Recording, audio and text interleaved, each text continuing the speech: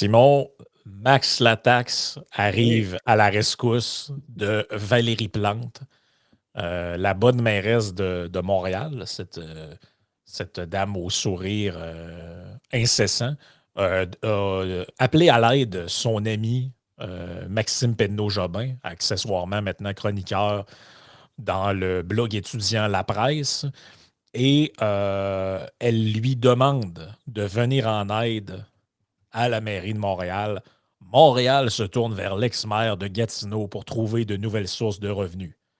Un nouveau comité d'experts en fiscalité se chargera de trouver des façons de diversifier les revenus de la ville de Montréal. Le comité en fiscalité sera présidé par l'ancien maire de Gatineau, Maxime Aka Max Lataxe Petneau-Jobin, qui a fait de la réforme fiscale municipale l'un de ses principaux chevals de bataille durant sa carrière politique. Et bref, on en a parlé souvent dans l'édito ensemble. Max, lui, il trouve que ça n'a pas de bon sens que les villes puisent uniquement leur revenu dans les taxes foncières. En fait, c'est pas vrai, là. C'est pas pas vrai, en fait, uniquement. là. C'est complètement faux, là. Il y en a ils en perçoivent avec leur Les parcomètres, les amendes, ce que avec les parcomètres, les les permis. amendes, tu sais, il y en a, Les permis, quand tu vas, mettons, tu as une marina, tu as un frais, bon, je suis prêt à concéder que la taxe foncière, c'est le gros morceau de leur revenu, mais quand exact. Il y même. en a aussi sur ce qu'on appelle la taxe de bienvenue, là. Donc, dans le fond, la taxe, Vous c'est quoi le vrai nom de ça, là? taxe de mutation, il n'y a pas de Ouais, les mutation. droits de mutation, exact. Donc, ça, c'est quand, mettons, moi, je vends ma maison à Simon, lui, il va payer, je sais pas, 2000 pièces de droits de mutation. Ça s'en va d'un coffre de la ville, là. Donc, vous comprenez que après ça, ils perçoivent toutes sortes de taxes sur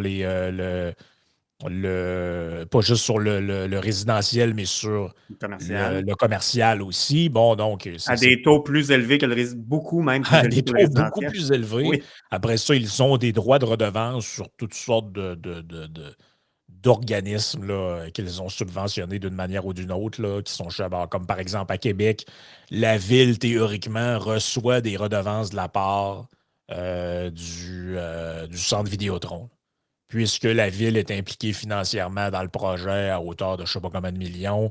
Les profits qui sont générés, normalement, je n'ai pas vérifié les derniers chiffres, mais normalement, je pense que le groupe québécois qui est propriétaire de l'amphithéâtre fait des versements à la ville. Donc, une genre de redevance sur les profits qui seraient faits si profit il y a. Il y a C'est des un villes peu, qui ont.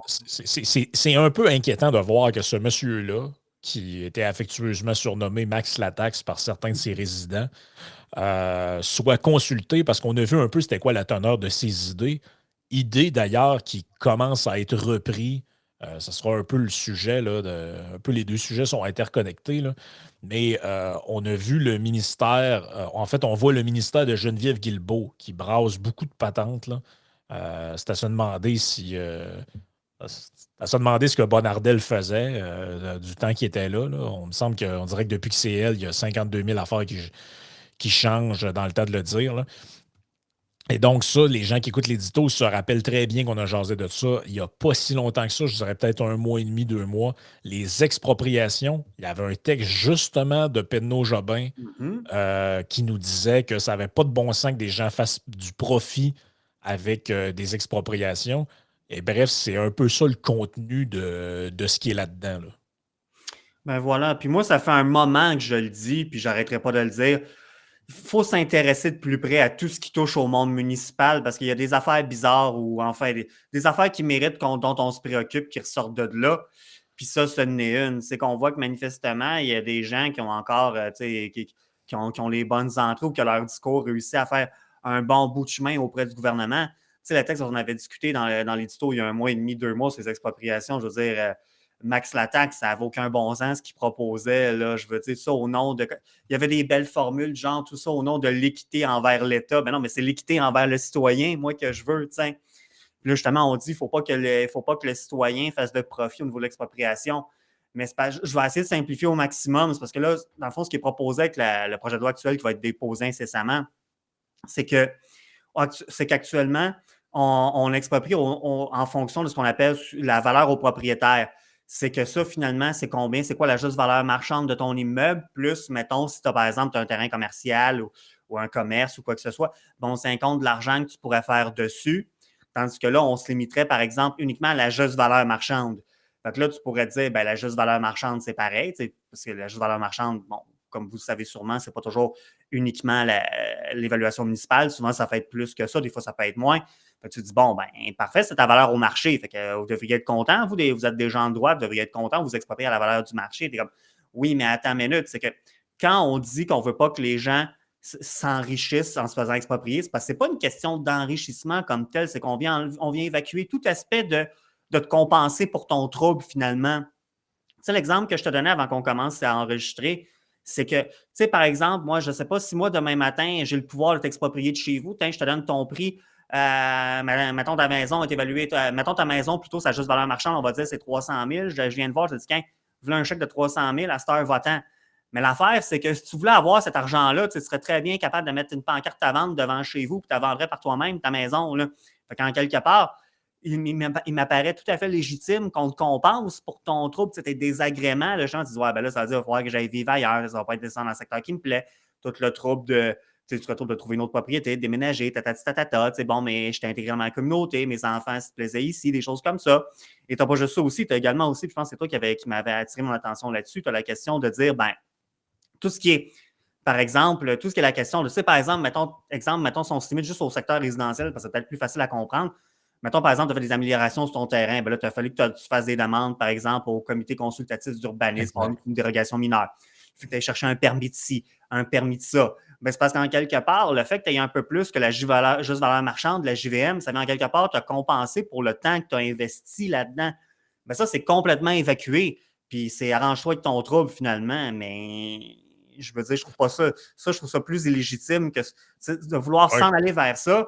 Je trouve que c'est ça qui nous amène davantage vers de l'iniquité que contrairement à ce qu'on semble prétendre ici, finalement. Oui, puis la propriété, c'est pas parce que la terre qui vous appartient ou le terrain qui vous appartient est inutilisé présentement qu'elle va l'être toujours. Je veux dire, il y a des gens qui font l'acquisition de terrain et ils l'ont pendant 20, 25 ans.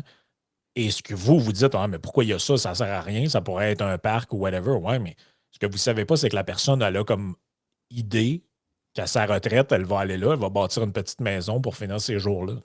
Ah oui, ça arrive dans bien des cas. C'est pas parce que le terrain, c'est arrivé, c'est arrivé dans ma famille, c'est arrivé en arrière de chez mes parents. Mes parents avaient une maison avec une vue sur la rivière où on restait et il y avait un terrain en arrière qui était inutilisé depuis très, très, très longtemps. Et à un moment donné, on savait que le terrain avait été acheté par des gens, mais tu sais, il se passe jamais rien, il se passe jamais rien. Tu finis un peu qu'à l'oublier. Puis un jour, ben, il y a un petit chemin qui se fait dans le terrain en arrière. Puis tu vois des grues qui arrivent, puis ils commencent à creuser, puis ils installent la maison. Là. La construction commençait. Là. Et nous, on l'avait un peu oublié. Puis là, ben, tu as un reality check. Mais tu sais, c'est quelqu'un qui n'est pas au fait du dossier serait arrivé là et aurait dit ah, regarde, le beau grand terrain en arrière, ça serait beau, ça, pour faire je sais pas, moi, un aire de jeu pour des enfants. Ouais, mais ça appartient à quelqu'un. L'autre question qu'on peut se poser à un moment donné, c'est parce que j'ai retrouvé l'article de Penneau Jobin qui s'intitulait, je le rappelle, Le droit honteux de s'enrichir sur notre dos. Et là, il était question à ce moment-là d'un promoteur immobilier qui avait acheté un petit boisé à Saint-Bruno pour 1,9 million de dollars. Et là, supposément que la compensation demandée s'élevait à 4,5 millions de dollars. Mais oui, mais ça faisait 32 ans qu'il avait acheté lui, apparemment qu'il trouvait ça indigne, ça n'avait pas de bon sens.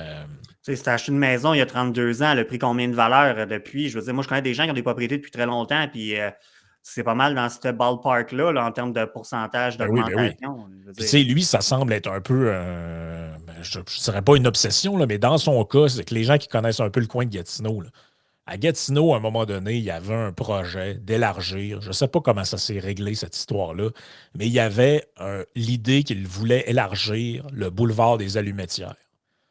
Et sur ce boulevard-là, pour l'élargir, ils ont dû exproprier 6 résidents.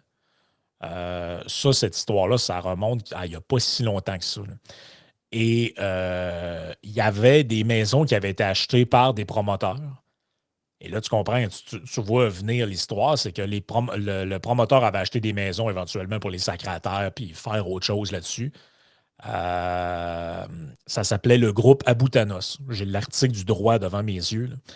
Et ce qu'on dit, c'est que, bon, eux prétendaient ne pas être au courant que la ville avait comme projet d'exproprier des maisons. Et là, demandaient un dédommagement, tu comprends, parce qu'eux avaient acheté les maisons pour faire autre chose. Et là, un coup qu'ils en sont devenus propriétaires, ont appris que la ville avait comme projet d'exproprier ces gens-là. Là, il y a eu tout un scandale, là. Tu vois, j'ai un autre article ici, expropriation. Le cabinet du maire visé par une plainte à la commission municipale du Québec. Le maire en question étant Mhm. Pedno Jobin.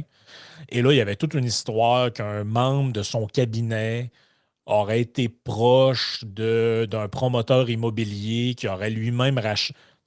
Vous comprenez l'idée, là? Il y a beaucoup de politique qui tourne autour de ça, là. Ben, c'est ça, tu Euh, sais, on peut dénoncer la spéculation immobilière, puis oui, c'est ça, c'est toujours facile de prendre l'exemple, ah, le méchant entrepreneur, le méchant capitaliste, blablabla.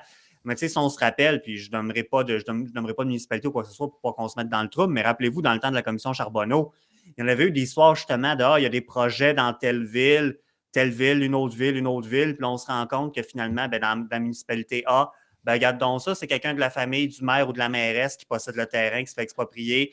On se rend compte qu'il y a des phénomènes similaires dans la ville B, dans la ville C. Ce n'est pas les mêmes gens. Parce que, tu sais, il y a ce genre de pattern-là qui s'établissent. Tu dis, tu sais, si vous voulez vous attaquer à la spéculation, on peut en débattre, mais c'est parce à ce moment-là, tu sais, prenez-vous-en à ce qui se passe peut-être dans votre cours aussi à ce moment-là. Là, c'est trop facile de pointer du doigt vers les autres. Puis peut-être aussi pour revenir également envers, justement, qu'on veut t'exproprier seulement à ce qui est défini comme étant à juste valeur marchande. C'est que on aurait pu parler aussi du fait que, tu sais, souvent, ton terrain, ben, pendant que, tu sais, pour en jouir, tu payes des taxes dessus. Fait qu'en ce moment-là, bon, OK, pour avoir le droit de passer ton terrain, il faut que tu payes tes taxes dessus. Tu es comme, bon, OK, d'accord. Mais entre-temps, ça se peut que par ailleurs aussi, tu as engagé des frais pour le décontaminer, pour l'entretenir, des choses comme ça. Ça aussi, c'est évacué par le projet de loi. En tout cas, on semble vouloir évacuer cette volonté en quelque part, te compenser pour tout ça aussi, dans ce que le projet de loi que Geneviève Guilbeault va déposer. Ça, pour moi, ça me pose un problème. Puis également aussi, ben, on parlait, tu parlais il y a quelques instants sur les terrains qui ont l'air inexploités. Ben, c'est pour ça que je ramenais l'enjeu de dire, ben, entre-temps, peut-être qu'ils ont été décontaminés, peut-être qu'ils ont fait ci, peut-être qu'ils ont fait ça, mais même si ce ne serait pas le cas, souvent, vous regardez, ça arrive de temps en temps, une fois à toutes les années ou à tous les 2 ans, de temps en temps, tu as un texte qui apparaît dans les médias de genre, justement, un peu parallèlement, c'est l'exemple que tu viens de donner à Gatineau, c'est que tu as quelqu'un, mettons, qui avait acheté un terrain, puis là, mettons, cette fois-là, c'est pas un cas d'expropriation, c'est un cas de changement de zonage par après. Puis il avait quand même eu l'occasion auparavant de discuter avec les fonctionnaires de la ville pour voir si ça allait fonctionner, son projet, blablabla. Puis là, whoop, à un moment donné, une résolution qui passe au conseil. On ne sait pas trop pourquoi. J'ai un cas dans une municipalité très proche d'où est-ce que je demeure, là, qui me vient en tête, là, que c'est arrivé il n'y a pas si longtemps que ça, là, pendant la pandémie. Puis tu te dis, mais tu sais, ça, je veux dire, c'est la faute, entre guillemets, elle est imputable à qui? Est-ce qu'elle est imputable à l'entrepreneur ou à la personne qui a acheté le terrain? Pense pas. Ça revient à ce que Vincent mentionne de temps à autre, l'important de la prévisibilité des règles, finalement. Là, c'est parce que finalement, on semble donner encore plus de marge de manœuvre au pouvoir municipal. Mais là, c'est parce que comment ce pouvoir-là va être exercé? Puis là, ben, si jamais il y a des pots cassants autour de route, moi, ce qui semble se dégager de ça, c'est que, c'est pas qui va être imputable de ça. Ça va être vous et moi. Ce ne sera pas les personnes qui ont été à l'origine du geste posé. Ce ne sera pas ceux qui ont pris des orientations politiques, par exemple. Ça aussi, je trouve que c'est. En quelque part, je ne trouve pas que c'est. ben oui, puis Maxime tu sais, Penneau-Jobin est soucieux d'équité, mais ça ne m'apparaît pas équitable. ben oui, puis tu sais, c'est parce que la juste valeur marchande, je suis désolé, la valeur marchande de quelque chose s'effondre le jour où on sait qu'elle sera expropriée ou réquisitionnée par le gouvernement. Il ne vaut plus rien, votre terrain, là. Donc là, c'est comment que vous définissez la valeur marchande à partir des comparables dans le secteur, etc. Ben, il y a une définition en droit qui est vraiment pertinente. Ici, tu as des vieilles jurisprudences là-dessus, des vieilles décisions des tribunaux qui indiquent qu'en gros, là, je ne l'ai pas devant les yeux, mais c'est plus ou moins du genre, c'est dans un marché libre, en partant, avec déjà, tu as la condition dans un marché libre, le prix qu'un vendeur qui n'est pas sous pression de vente et face à un acheteur qui n'est pas sous pression d'acheter, sont prêts à s'entendre finalement. Fait que comme tu as comme une sorte de meeting of the mind, si tu veux, dans un marché libre très important, puis qu'un ni un ni l'autre a une pression, une coercition qui est exercée soit à vendre ou à acheter finalement. Ben Ben là, oui, parce que si le prêteur, si le gouvernement est si sûr que ça, qu'ils vont donner la juste valeur marchande, ils peuvent demander aux propriétaires de mettre en vente la propriété. Et s'il y a des offres pour l'acheter qui sont plus élevées que celles que le gouvernement veut faire pour exproprier le terrain, ben, ils seront libres à ce moment-là d'égaler l'offre de l'autre ou de se retirer de leur intention d'exproprier le terrain. Parce que, tu sais, il y a un moment donné, il y a une réflexion plus large à avoir là-dessus. C'est que pourquoi le gouvernement, et là, j'ai un article qui date il y a quelques années de ça. En fait, non, c'est exactement dans l'article euh, qui nous, euh, qui nous intéressait. C'est qu'on nous dit que, bon an, mal an, il y a à peu près 1000 propriétaires et locataires qui seront touchés par des expropriations dans, je crois, la région de Montréal, uniquement pour la ligne bleue du métro. Et là, on nous dit que les coûts de ça ont explosé. Ça passait de 341 millions à 1,2 milliard, 1,2 milliard de dollars. La Société de transport de Montréal a dû payer 115 millions pour acquérir un vieux centre commercial alors qu'elle avait prévu moins de 30 millions au départ. Mais tu sais, à un moment donné, il y a une...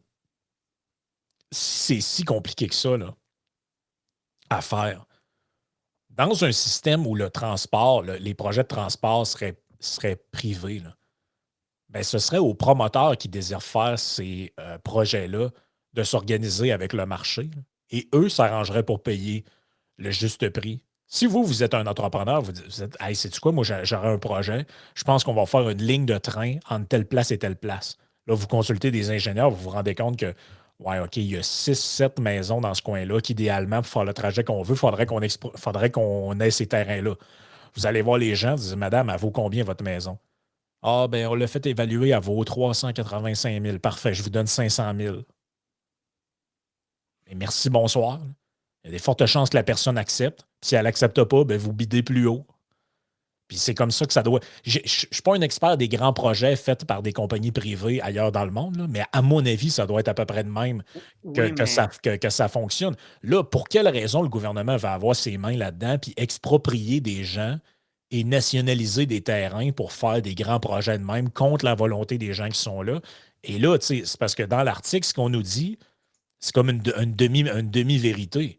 C'est-à-dire qu'ils disent, ouais, là, je pense que c'est Legault Guilbeault qui dit l'idée, c'est que on ne veut pas faire perdre d'argent à personne, mais on ne veut pas en faire gagner à personne non plus. Et un peu plus loin, on dit ah, mais t'as un peu gésé les chiffres ici. Un peu plus loin, on dit ben, l'immeuble résidentiel moyen, on paierait 355 000 au lieu de 383 900. Ben là, vous allez faire perdre de l'argent, là. Arrange ça comme tu veux, il va en avoir moins dans la cagnotte, là, pour les gens qui se font exproprier de leur domicile. oui, c'est ça. Puis dans ton cas de figure, parce que tu dis, ben, c'est pourquoi que les pouvoirs publics veulent avoir cette autorité-là, ce pouvoir-là, ben, on te répondrait, c'est au nom de l'intérêt commun qu'on va faire des grands projets. Puis là, bon, ben, si c'est des projets Oh, de ouais. transport en commun, on va dire c'est pour sauver la planète, changement climatique, ces choses-là, mais d'une façon beaucoup plus terre à terre. Dans l'exemple que tu donnais, c'est que, mettons, on va voir la madame, sa maison vaut 385 000, parfois on vous donne 500 000 pour partir. Ben, c'est parce qu'ultimement, ce qu'on veut, c'est qu'on a juste à te donner 385 000 puis tu n'as pas le choix d'accepter. Parce que tu es exproprié, tu n'as Ben pas le ouais. choix. Là. Ben oui, puis tu peux pas négocier, il n'y en a pas d'autres offres sur la table. Non, ben c'est ça. Fait que, non, c'est ça. Tu es plus dans un contexte de marché libre où est-ce que les parties sont toutes deux bien informées, etc., etc. Là, c'est complètement autre chose. Fait que ça, pour moi aussi, je trouve que ça, le fait, dans quelque part, qu'on te force à te retirer de ce marché-là, puis qu'on t'amène à te départir de ton bien contre ton gré, ben ça a une valeur. Mais ça, je pense, une différence philosophique fondamentale entre des gens de notre communauté de pensée et des gens plutôt comme Maxime Penneau-Jobin, par exemple. Ça me paraît évident. Puis je pense qu'on va être capable de se rejoindre en quelque part dans le milieu, malheureusement. Là. Puis quoi, qu'en quelque part, je pense pas qu'on a besoin d'aller dans le milieu. Moi, je suis convaincu que c'est notre position qui est la plus juste. Je veux dire, ben non, mais je Ben, c'est sais, parce que lui, il considère que ça n'a pas de sens. Et la ville de Montréal et tous les autres politicos qui tournent autour. On se rappelle, c'est le chroniqueur préféré du maire de Québec, là. On comprend ouais. pourquoi les maires l'aiment beaucoup, là. C'est parce qu'il a peu de considération pour les droits des individus.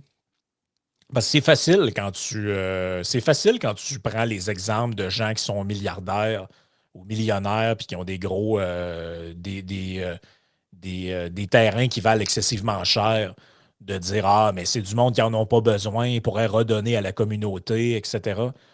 Oui, mais ce que vous devez comprendre, c'est que oui, oui, on peut tous se mettre d'accord sur trois, quatre exemples isolés de l'ancien. C'est parce que dans un de ses articles, il parle d'un sénateur. Tu sais, le gars est Ouais, sénateur libéral, il y a une compagnie tu sais, on voit le genre là, de personnes qui tournent autour du politique, beaucoup d'argent impliqué là-dedans.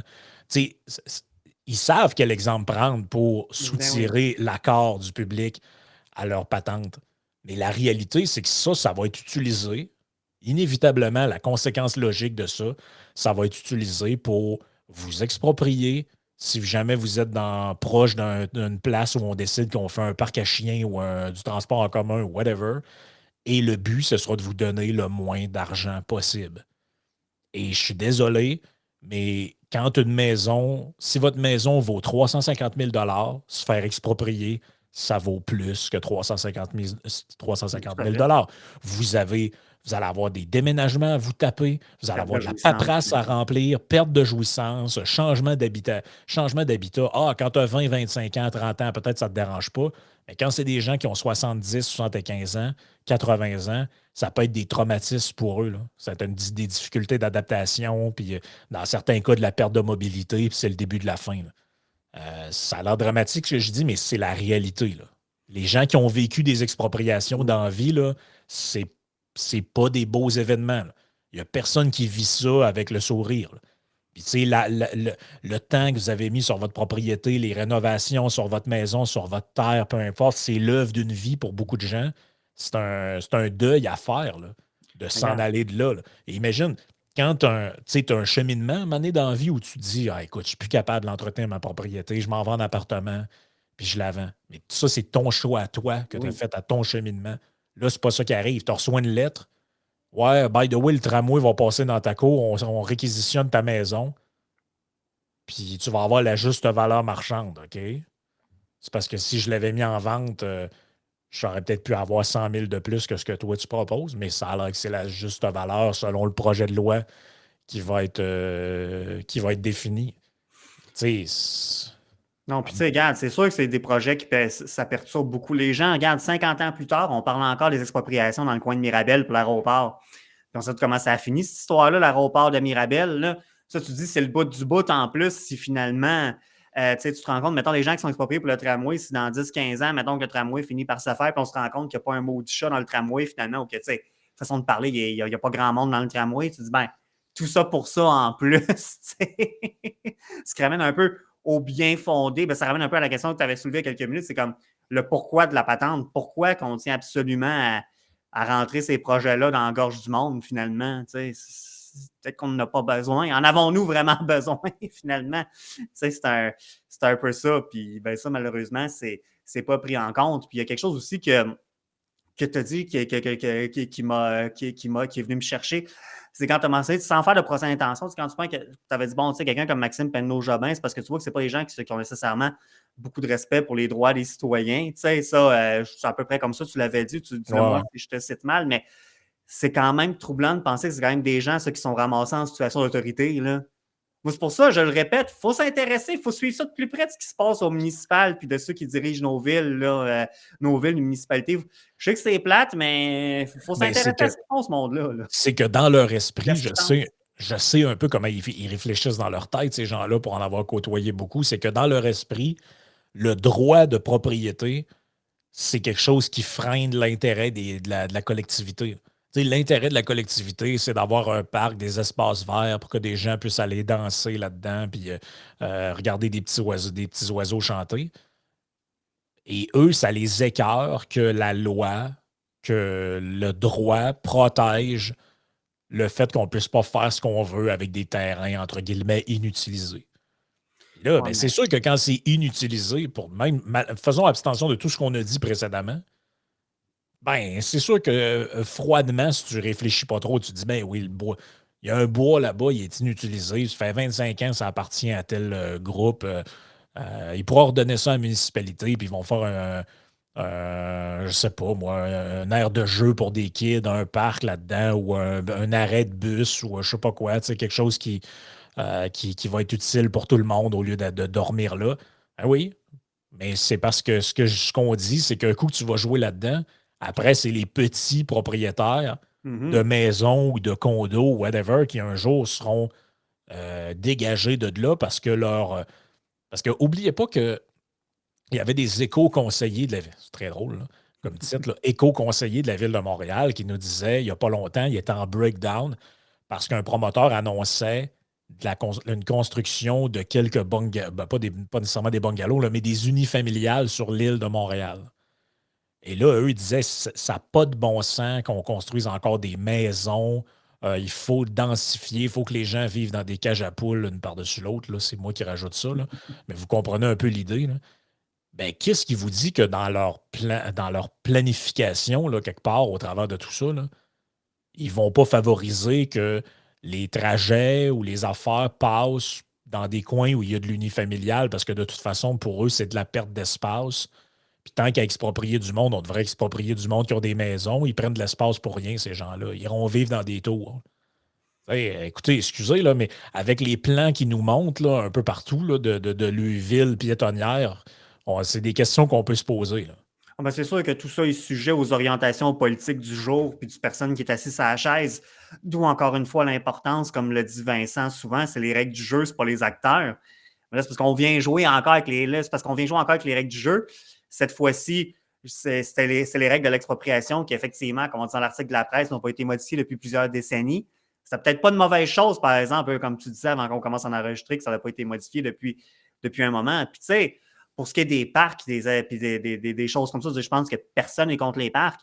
Par contre, il faudrait peut-être se questionner, avant de rajouter des parcs, des pistes cyclables, des ci, puis des ça, on va peut-être s'assurer que ceux qu'on a déjà soient bien entretenus.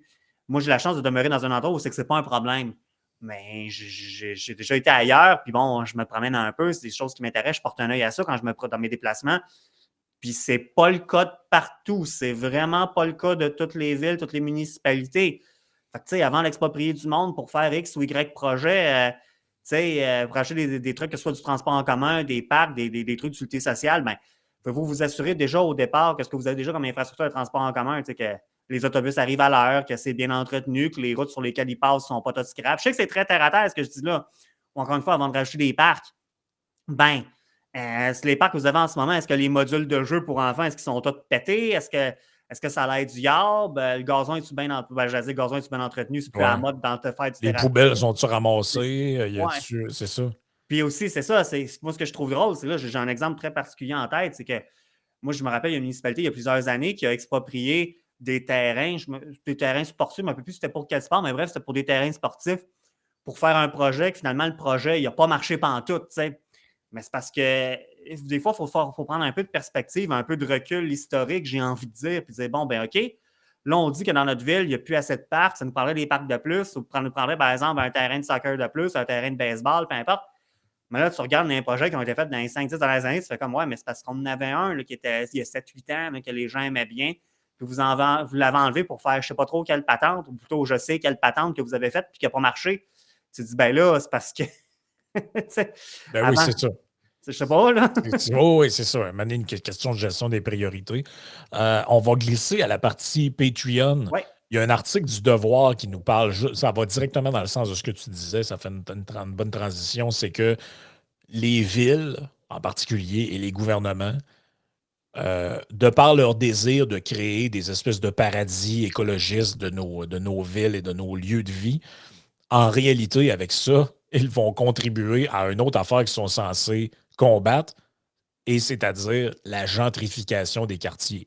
Puisque en mettant autant d'argent sur des grands projets et des grandes patentes de revitalisation, ils font exploser les valeurs mobilières du coin, donc augmentent le prix des appartements, augmentent le prix des maisons et fait en sorte que les gens à faible revenu ont de plus en plus de mal à s'y loger et à s'y trouver. Puis peut-être on glissera un mot aussi sur la mairesse de Montréal qui aime beaucoup augmenter les revenus, mais très peu baisser les dépenses. En Mhm. général, ça va avec.